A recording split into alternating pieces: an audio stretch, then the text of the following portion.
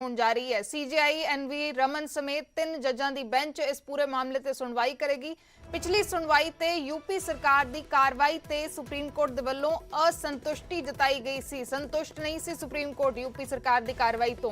किसानां समेत 8 लोकां दी इस पूरे घटनाक्रम दे विच मौत हुई सी। आशीष मिश्रा समेत 10 मुलजमां नूं हुण तक गिरफ्तार किया जा चुका है। दरअसल 2 वकीलों ने चीफ जस्टिस ऑफ इंडिया नूं चिट्ठी लिख के लखीमपुर कांड की उच्च पद्धरी न्यायिक जांच की मंग की सी ते इस च सीबीआई नूं भी शामिल करने की मंग की सी।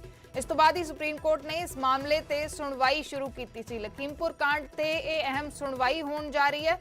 CJI chief justice of India NV Ramana समेत 3 जजां दी बेंच दे वल्लों इस पूरे घटनाक्रम नूं लैके सुनवाई होएगी। पिछली सुनवाई ते यूपी सरकार नूं फटकार लाई गई सी। सुप्रीम कोर्ट दे वल्लों कहा गया सी कि उन्हां दी कार्रवाई उसनूं असंतुष्ट दस्सिया गया सी कि कार्रवाई सही तरीके दे नाल नहीं की जा रही पूरे घटनाक्रम दे विच, जिस तो बाद 10 मुलजमां नूं आशीष मिश्रा समेत 10 मुलजमां नूं हुण तक गिरफ्तार किया जा चुका है।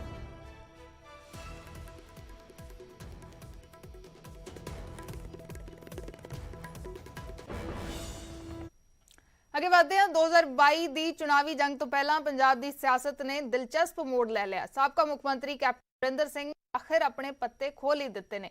2022 दी चोणां तो पहला कैप्टन ने अपनी नवी पार्टी बनाउण दा ऐलान किया है। पार्टी बनाउण दे ऐलान दे नाल-नाल कैप्टन ने बीजेपी नाल गठजोड़ दे भी संकेत दिते ने। कैप्टन का कहना है कि जेकर किसानी मसले का हल हो जाता है तो बीजेपी नाल गठजोड़ बारे भी विचार कर सकते हैं। दस दी कि मुख्यमंत्री के अहुदे तो अस्तीफा देने तो बाद कैप्टन ने अजे कांग्रेस की मुढ़ली मैंबरशिप तो अस्तीफा नहीं दिता। हालांकि कांग्रेस छड्डण की गल वो पहला ही कर चुके हैं, पर अजे तक रस्मी तौर पर कैप्टन वालों अस्तीफा नहीं दिता गया। उधर कैप्टन के इस ऐलान तो बाद कांग्रेस के सामने वड्डी चुनौती खड़ी हो गई है।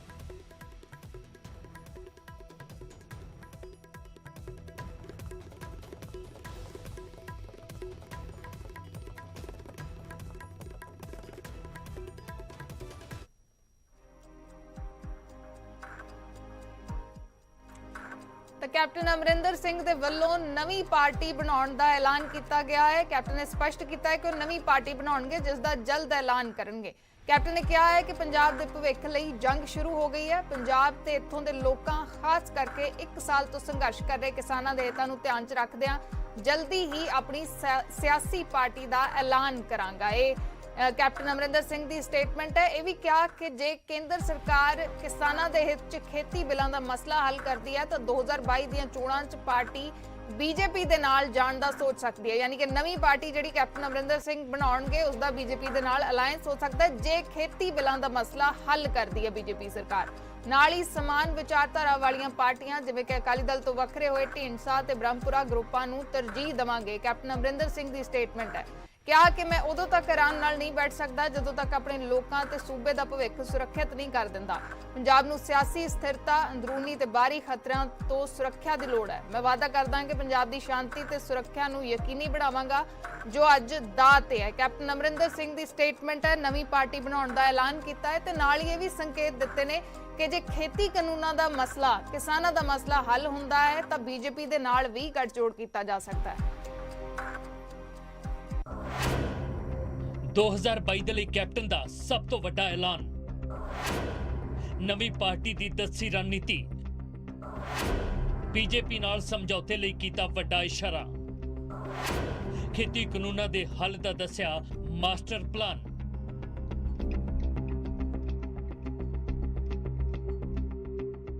ਇਹ ਉਹ ਸਵਾਲ ਸਨ ਜੋ ਮੁੱਖ ਮੰਤਰੀ ਦੇ ਅਹੁਦੇ ਤੋਂ ਰੁਖਸਤ ਹੋਣ ਤੋਂ ਬਾਅਦ ਕੈਪਟਨ ਅਮਰਿੰਦਰ ਸਿੰਘ ਦੇ ਨਾਲ ਜੁੜੇ ਸਨ, ਜਿਸ ਦਾ ਜਵਾਬ ਹੁਣ ਕੈਪਟਨ ਨੇ ਦਿੱਤਾ ਹੈ।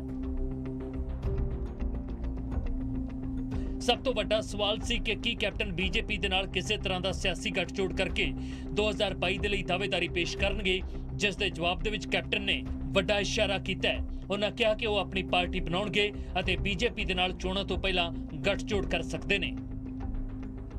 हालांकि बीजेपी दे नाल गठजोड़ नूं लैके कैप्टन ने खेती कानूनां दे हल नूं लैके वड्डी शर्त रखी है। कैप्टन दे इस गठजोड़ दे विच अकाली दल दा बागी गुट सुखदेव सिंह ढींडसा ते ब्रह्मपुरा ग्रुप भी शामिल हो सकता है। हालांकि कैप्टन की इस पेशकश नूं परमिंदर सिंह ढींडसा ने नकार दिता है, जबकि बीजेपी के आगू हरजीत गरेवाल ने कैप्टन की कद नूं पंजाब की सियासत दे विच बहुत वड्डा करार दिता है अते गठजोड़ का फैसला हाईकमान ते छड्डिया है। ਕੈਪਟਨ ਨੇ ਇਹ ਵੀ ਕਿਹਾ ਕਿ ਬੀਜੇਪੀ ਦੇ ਨਾਲ ਉਹਨਾਂ ਦਾ ਕੋਈ ਵਿਚਾਰਕ ਵਖਰੇਵਾ ਨਹੀਂ ਹੈ ਅਤੇ ਨਾ ਹੀ ਉਹ ਬੀਜੇਪੀ ਨੂੰ ਸੰਪਰਦਾਇਕ ਪਾਰਟੀ ਮੰਨਦੇ ਨੇ। ਸਾਡਾ ਉਹਨਾਂ ਨਾਲ ਕੋਈ ਗੱਲ ਨਹੀਂ, ਕੋਈ ਬਾਤ ਨਹੀਂ।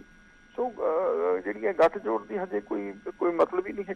ਜੇ ਉਹ ਸਾਡੇ ਨਾਲ ਕੋਈ ਸਹਿਯੋਗ ਕਰਨਗੇ ਤਾਂ ਸਾਡੀ ਕੇਂਦਰੀ ਲੀਡਰਸ਼ਿਪ ਨਾਲ ਆਲਰੇਡੀ ਉਹ ਗੱਲਬਾਤ ਕਰ ਹੀ ਰਹੇ ਆ। ਇਹ ਕੇਂਦਰੀ ਲੀਡਰਸ਼ਿਪ ਨੇ ਦੇਖਣਾ ਹੈਗਾ ਕਿ ਉਹਨਾਂ ਨੇ ਕੀ ਕਰਨਾ ਕੀ ਨਹੀਂ ਕਰਨਾ। ਬੀਜੇਪੀ ਪ੍ਰਤੀ ਜਾਗੇ ਕੈਪਟਨ ਦੇ ਪਿਆਰ ਤੇ ਸਾਬਕਾ ਕੈਬਨਿਟ ਮੰਤਰੀ ਹਰਸਿਮਰਤ ਕੌਰ ਬਾਦਲ ਨੇ ਕਿਹਾ ਕਿ ਉਹ ਪਹਿਲਾਂ ਤੋਂ ਕਹਿ ਰਹੇ ਸੀ ਕਿ ਕੈਪਟਨ ਬੀਜੇਪੀ ਦੇ ਨਾਲ ਮਿਲੇ ਹੋਏ ਨੇ, ਤਾਂ ਕਾਂਗਰਸ ਦੇ ਵਿਧਾਇਕ ਸੁਰਜੀਤ ਧੀਮਾਨ ਨੇ ਵੀ ਕੈਪਟਨ ਦੇ ਐਲਾਨ ਤੇ ਤੰਜ ਕੱਸਿਆ।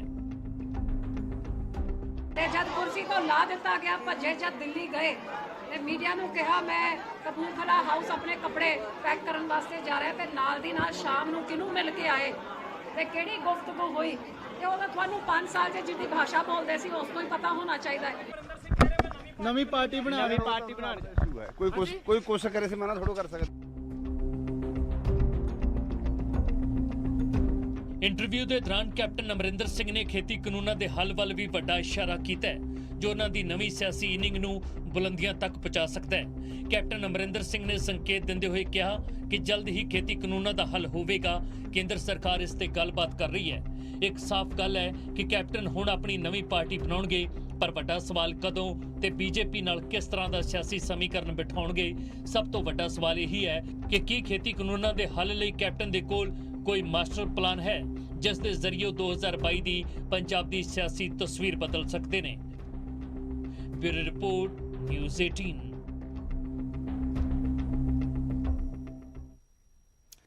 ਤਾਂ ਇੱਕ ਪਾਸੇ ਸਾਬਕਾ ਮੁੱਖ ਮੰਤਰੀ ਕੈਪਟਨ ਅਮਰਿੰਦਰ